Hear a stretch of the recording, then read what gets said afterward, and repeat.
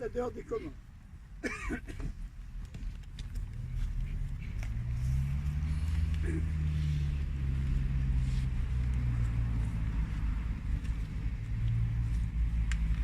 Madame la vice-présidente de l'Assemblée nationale, Messieurs les députés, Monsieur le sénateur, Monsieur le représentant du préfet, Mesdames,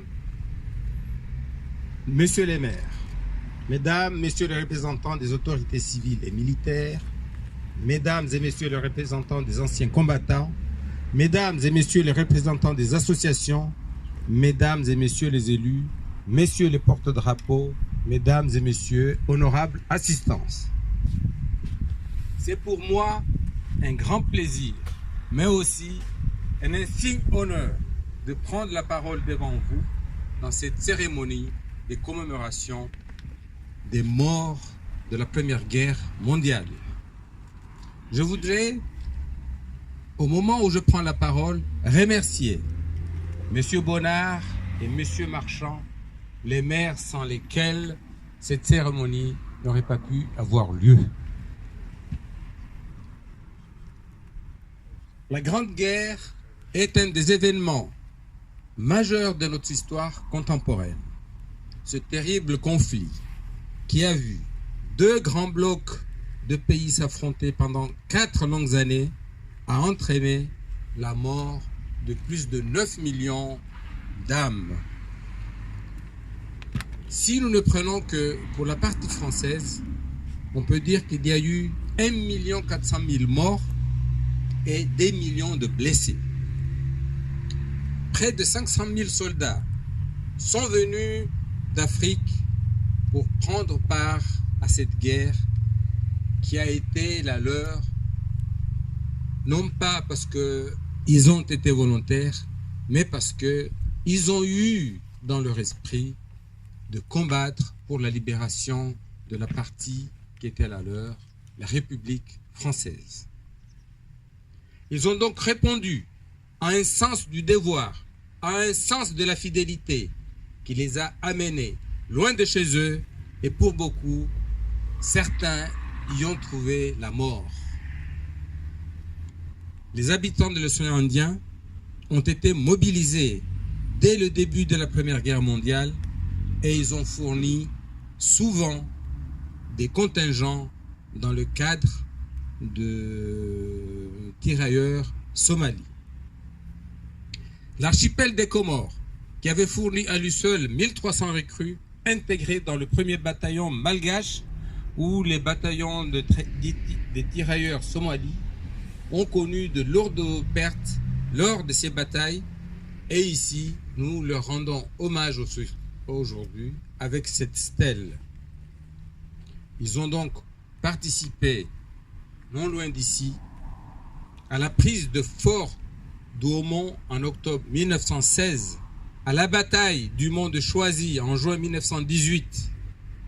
Ils ont combattu à Orscan. Les soldats comoriens qui étaient engagés ont montré leur bravoure, ont montré leur détermination à combattre l'ennemi pour la libération de la France. Je voudrais donc en cet instant solennel leur rendre un vibrant hommage et demander à tous les croyants, quelle que soit leur confession, de leur adresser une prière. Mesdames et messieurs, la Grande Guerre, comme on l'appelle, occupe une place particulière dans notre mémoire collective. Aux côtés des soldats appelés en métropole, zouaves, chasseurs d'Afrique, spahis, tirailleurs sénégalais, algériens, marocains et tunisiens, tous ont combattu lors de ce conflit sur le front français pour la liberté du peuple français, mais aussi de la République française. Par ailleurs, devant ce monument aux morts, nous rendons aussi hommage au courage et à la dignité de tous ceux qui, quel que soit leur horizon, ont combattu. Nous nous souvenons en outre de la souffrance éprouvée par tous ces soldats, par les blessures qui ont endeuillé leur famille. Et nous exprimons notre reconnaissance à ces morts, à ces disparus, qui sont morts pour la liberté de leur patrie. Aux Comores, nous sommes en train d'organiser plusieurs événements commémoratifs du centenaire de la fin de la Première Guerre mondiale avec l'ambassade de France au nom de l'Union des Comores.